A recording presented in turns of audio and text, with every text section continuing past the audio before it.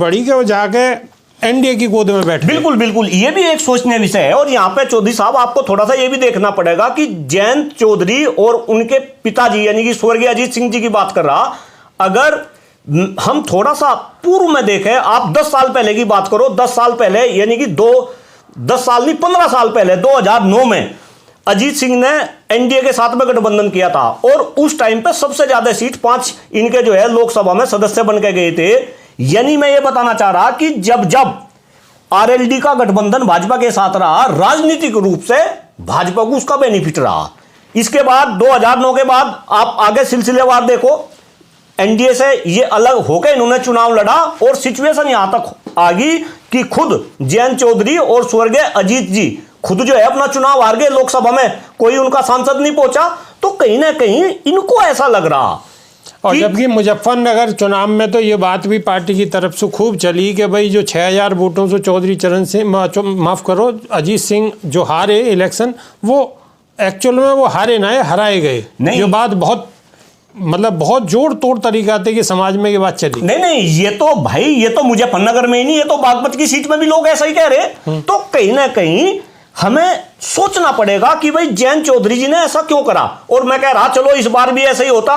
भाई अगर जयंत चौधरी जी को ऐसा लग रहा था कि मुझे एक भी सीट नहीं मिलनी, तो कौन सा कुछ जो है पहाड़ थोड़ा ही टूट जाता। अरे जयंत चौधरी जी का जो संघर्ष है वो संघर्ष में और ज्यादा जो है निखरते, क्योंकि भाई जो जितना संघर्ष करेगा आने वाले टाइम में उतना ही निखरेगा। और आप मुझे एक बात बताओ, आप चौधरी साहब, मैं यहां पे चौधरी चरण सिंह जी की बात कर रहा, आप इतिहास देखो, उनकी राजनीति का कैरियर देखो, किस तरीके से उन्होंने जो है पहले कांग्रेस में रहे, फिर कांग्रेस की नीतियों के खिलाफ संघर्ष किया और फिर कांग्रेस के बलबूते पे यानी कि कांग्रेस के सपोर्ट पे देश के प्रधानमंत्री बने और किसानों के और मजदूरों के हमारे आपके मसीहा बनाए।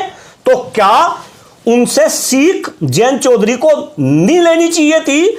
जिस तरीके की उनकी कार्य प्रणाली रही, क्या वो कार्य प्रणाली जयंत चौधरी को रिपीट नहीं करनी थी? भाई कहीं ना कहीं मुझे ऐसा लग रहा कि जयंत चौधरी जी ने एक शॉर्ट टर्म के लिए, आराम की राजनीति के लिए संघर्ष की राजनीति छोड़ दी और संघर्ष का रास्ता छोड़ के वो कहीं ना कहीं आराम तलबी में चले गए। अब हो सके उन्हें मंत्री पद मिल सके, उनकी जो धर्मपत्नी है चारू जी वो जो है लोकसभा में पहुंच सके, उनका एक विधायक यूपी के अंदर जो है मंत्री बन सके, इसके अलावा एक जो है शास्त्री जी उनके साथ में जो है वो राज्यसभा में पहुंच सके। लेकिन इनमें जयंत चौधरी और सराउंडिंग के लोगों की तो जीत हो रही, लेकिन इसमें किसान की हार हो रही, इसमें मजदूर की हार हो रही। और फिर मैं कह रहा, अरे भारत रत्न आप एक तरफ चौधरी साहब को दे रहे, स्वामीनाथन जी को आप भारत रत्न दे रहे, तो आप स्वामीनाथन जी की रिपोर्ट क्यों नहीं लागू करते? भाई असली सम्मान तो वो है, आप चौधरी चरण सिंह जी के आदर्शों को क्यों फॉलो नहीं करते?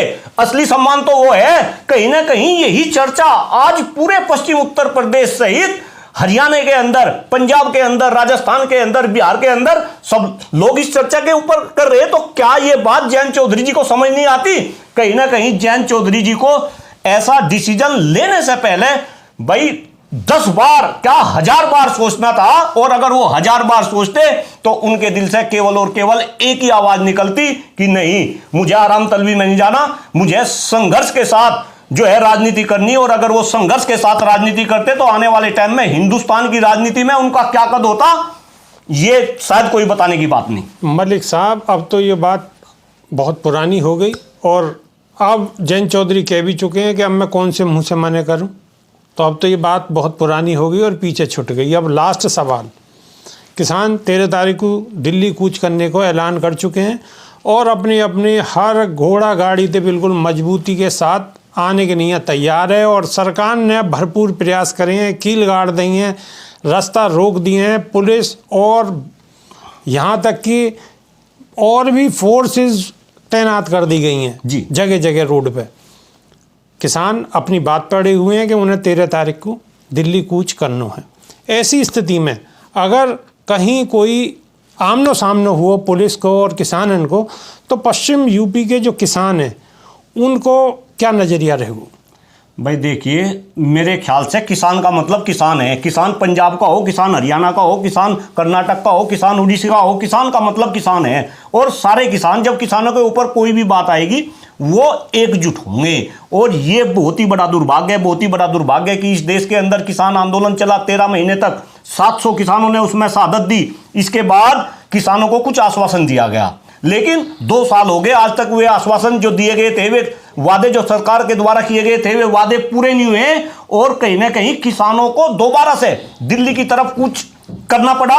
और इतना बड़ा दुर्भाग्य, जैसा अभी आपने बताया भाई, किसान ही तो दिल्ली में आ रहे, कोई पाकिस्तान नहीं आ रहे, अफगानिस्तान नहीं आ रहे, एक जो है जैसे सेना जंग के अंदर करती है। अरे मैं तो देख रहा था जो, लेकिन सोशल मीडिया पे जो तस्वीरें शेयर कर रहे हैं लोग, उन तस्वीरों ने देख के तो ऐसा लग रहा है कि कोई विदेश की कोई फौज आने वाली है। बिल्कुल बिल्कुल। अरे आप ये देखो भाई, सड़क के ऊपर आपने किले गाड़ दी, और किले ही नहीं, मैं तो देख रहा आरसीसी की दीवार सड़क के ऊपर। सिंधु बॉर्डर की आप बात करो, वहां बराबर में नदी है, वहां पे जेसीपी लगा के बड़ी बड़ी जो है खाइया बना दी गई।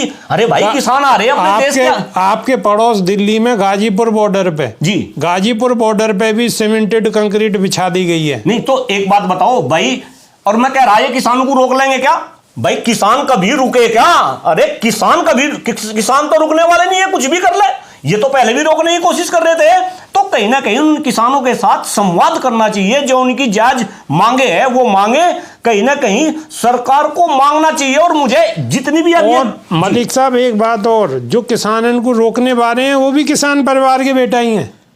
हाँ नहीं बिल्कुल भाई, एक बात बताओ भाई, ये घर का बेदी तो लंका ढाने वाली बात हो रही। कहीं ना कहीं जो रोकने वाले और जो इनके बीच में जो मैं कहूं कि समझौता कराने वाले, पहले भी ये किसान की बेटे थे और अभी भी ये किसान के बेटे, लेकिन ये किसान के बेटे अब सत्ता की मलाई खाने लगे। और सत्ता की मलाई ऐसी मलाई है कि भाई जो एक बार खा ले वो ऐसा बार बार खाना चाह, और वो फिर अपने आप को आपके जो सराउंडिंग में है वो अपनी कम्युनिटी को भी नहीं पकड़ता, वो बस सत्ता की मलाई खाने के जो है चक्कर में रहे।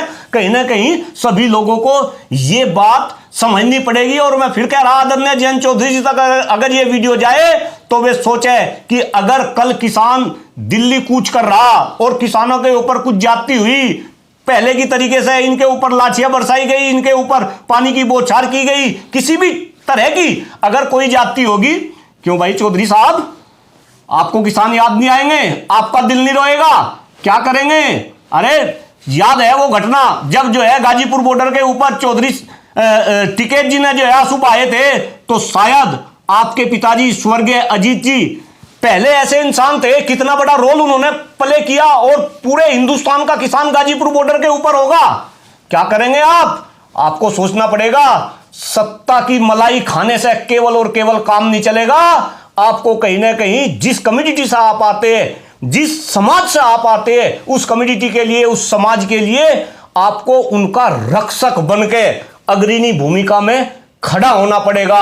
अन्यथा कितने दिन मलाई खाओगे? ये भी एक सोचनीय है आपके लिए और आपके सराउंडिंग के जो लोग हैं उनके लिए। तो ये थे हमारे संग मलिक साहब, और मलिक साहब ने बड़ी बेबाकी थे जयंत चौधरी के जो विचार हैं, फिलहाल जहां वो जो स्थिति में हैं वह पे अपनी बात रखी है। और आगे क्या स्थिति होगी, आने वाले टाइम में नई राजनीति क्या होगी, वह पे फिर दोबारा बात करेंगे। बहुत बहुत धन्यवाद मलिक साहब। बहुत बहुत धन्यवाद। राम राम जी।